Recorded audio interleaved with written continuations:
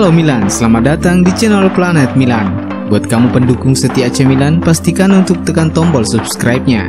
Jangan lupa juga untuk nyalakan lonceng notifikasinya agar kamu selalu mendapatkan kabar terbaru seputar AC Milan dari channel kami.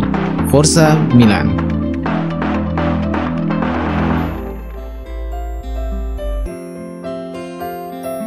Derby della Madonnina di perempat final Coppa Italia berhasil dimenangkan Inter secara dramatis lewat kemenangan 2-1 atas AC Milan. Terdapat beberapa fakta menarik yang terjadi seusai laga. Seperti data yang dilansir dari Opta, berikut kami sajikan ulasan selengkapnya. AC Milan gagal lolos ke semifinal Coppa Italia untuk pertama kalinya sejak musim 2016-2017. Sementara Inter lolos ke semifinal Coppa Italia dalam 2 musim beruntun untuk pertama kalinya sejak musim 2010-2011 dan 2009-2010. Zlatan Ibrahimovic memainkan pertandingan paling sedikit, yakni 15 pertandingan, di antara pemain-pemain di 5 liga top Eropa yang mampu membuat setidaknya 14 gol di seluruh kompetisi musim ini. Inter Milan adalah klub yang paling sering dibobol Zlatan Ibrahimovic saat berseragam AC Milan. Secara total, Ibra 8 kali membobol gawang Nerazzurri dari 7 laga di semua kompetisi. Romelu Lukaku menjadi satu dari 3 pemain yang tampil di 5 liga top Eropa selain Robert Lewandowski dan Mikel Oyarzabal yang belum pernah gagal mengeksekusi penalti sejak musim 2019-2020 di antara pemain-pemain yang mengambil minimal 12 penalti. Gol Christian Eriksen adalah gol tendangan bebas langsung pertama Inter Milan dari 55 tendangan bebas tanpa berbuah gol. Itu juga menjadi gol tendangan bebas pertama Inter Milan sejak gol Joao Cancelo ke gawang Cagliari pada April 2018. Hanya Messi, Calhanoglu, Pjanic dan Ronaldo yang mencetak lebih banyak tendangan bebas langsung daripada Eriksen sejak musim 2013-2014 di antara pemain di 5 liga top Eropa di seluruh kompetisi. Zlatan Ibrahimovic diganjar kartu merah di sebuah pertandingan yang dimainkan di Eropa untuk pertama kalinya sejak Maret 2015. Fikayo Tomori menjadi pemain Inggris pertama yang turun dalam pertandingan resmi bersama Milan sejak 1 dekade terakhir, di mana David Beckham melakukannya pada tahun 2010 lalu. Federasi Sepak Bola Italia atau FIGC dikabarkan akan melakukan investigasi terkait pertengkaran yang melibatkan Ibrahimovic dan Romelu Lukaku yang terjadi pada perempat final Coppa Italia. Mereka dikabarkan akan mempelajari laporan pertandingan yang diserahkan oleh perangkat pertandingan tersebut. Jika laporan yang diserahkan wasit Paul Valeri tidak memadai untuk merangkum secara detail perdebatan Ibrahimovic dan Lukaku, mengingat keduanya menggunakan bahasa Inggris, maka FIGC kemungkinan besar akan melakukan penyelidikan lebih lanjut dengan mempelajari bukti rekaman TV.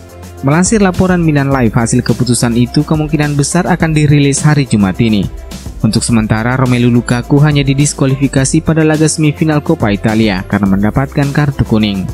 Sementara Ibrahimovic yang mendapat kartu merah akan absen di pertandingan awal Coppa Italia edisi berikutnya, jika pemain asal Swedia itu masih berseragam Milan musim depan. Sementara itu, berbagai spekulasi pun muncul bahwa pertengkaran tersebut dipicu oleh tindakan rasis yang dilakukan Ibrahimovic terhadap Lukaku. Terkait dengan hal itu, Ibra secara tegas membantah tuduhan tersebut. Melansir Football Italia, Ibrahimovic dikabarkan telah bertemu dengan para direksi AC Milan setelah latihan hari ini di Milanello dan memberikan pandangannya tentang apa yang terjadi di Giuseppe Meazza tadi malam. Pemain berusia 39 tahun itu juga telah merilis pernyataan yang membantah tuduhan yang tidak berdasar itu. Di dunia selatan tidak ada tempat untuk rasisme. Kita semua adalah ras yang sama. Kita semua sama. Kami semua adalah pemain dan beberapa lebih baik dari yang lain.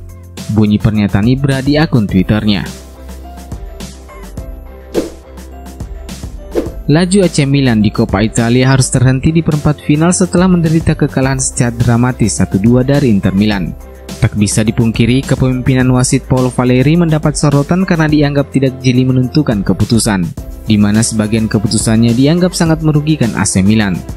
Dalam video ini kami mencoba memberikan gambaran 3 insiden besar yang menentukan hasil pertandingan. Kita mulai dari kartu kedua Ibrahimovic, di mana bomber Swedia itu dianggap melanggar Alexander Kolarov. Dalam tayangan ulang terlihat bahwa Kolarov lah yang menendang Ibrahimovic. Yang kedua, momen penalti.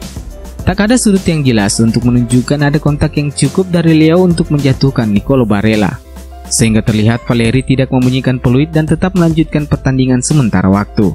Apalagi tinjauan VAR juga memperlihatkan gambaran yang jelas minimnya kontak dari Leao terhadap Barella. Momen ketiga adalah pelanggaran Mete terhadap Martinez yang mengawali tendangan bebas Eriksen. Tayangan lambat memperlihatkan bahwa Martinez sebenarnya menendang kakinya sendiri yang membuatnya tersungkur. Namun apalacur Valeri justru menilai Mete melakukan pelanggaran.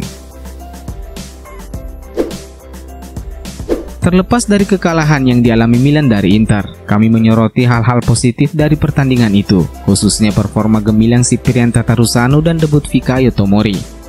Untuk Cyprien Tatarusanu, kiper asal Rumania itu pantas mendapatkan predikat sebagai pemain terbaik Milan pada pertandingan itu. Kendati gawangnya kebobolan 2 gol, namun ia tampil cemerlang dengan sejumlah penyelamatan gemilang, termasuk menggagalkan tendangan Alexis Sanchez dan reaksi cepatnya memblok tendangan jarak dekat Romelu Lukaku. Selain itu, debut pemain anyar Fikayo Tomori juga pantas mendapatkan apresiasi. Berbagai media Italia memberikan kesan positif untuk bek tengah asal Inggris itu. Turun menggantikan Simon Kjaer dan melakukan debut di laga penting dan sebesar derby di La Madonnina.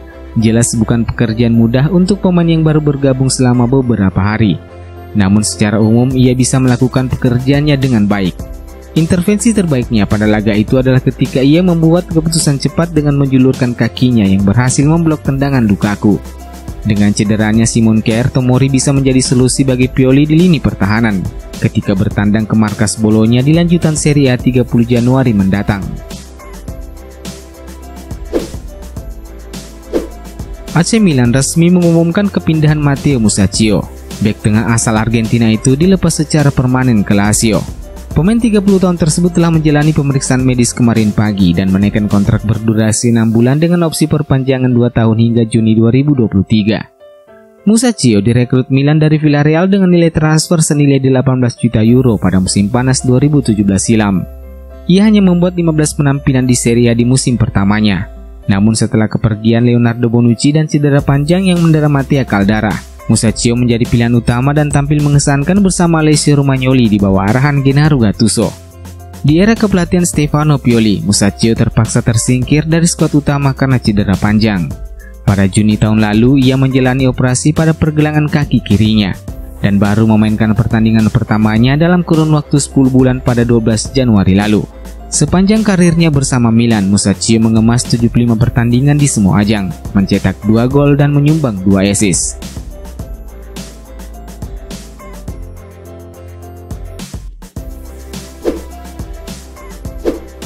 Stefano Pioli akan menyambut 2 pemain namun juga berpotensi kehilangan 2 pemain lainnya jelang laga melawan Bologna di lanjutan Serie A 30 Januari mendatang. Dilaporkan penggawa lini tengah Rossoneri, Ismail Benacer telah pulih dan kembali berlatih bersama tim dan siap tampil menghadapi Bologna. Gelandang 23 tahun itu sudah absen sejak 13 Desember lalu dan baru memainkan 9 pertandingan di Liga Italia musim ini. Selain Benacer, Pioli juga mendapatkan dorongan ekstra dengan kembalinya Mario Mandzukic. Penyerang asal Kroasia itu sebelumnya mengalami cedera ringan yang membuatnya absen di laga kontra Inter di Coppa Italia. Di sisi lain, Pioli nampaknya harus kehilangan Simon Kjaer dan Brahim Diaz. Usai kedua pemain tersebut dilaporkan mengalami cedera. Kjaer hanya bermain 20 menit di pertandingan melawan Inter dan berbagai laporan menyebutkan bahwa sang pemain menderita cedera hamstring. Kondisinya akan terus dipantau setiap hari, namun kuat dugaan ia memerlukan waktu sekitar 1 minggu untuk kembali pulih. Selain Kjaer, Brahim Diaz juga mengalami masalah fleksor di paha kirinya dan kondisinya akan terus dipantau setiap hari.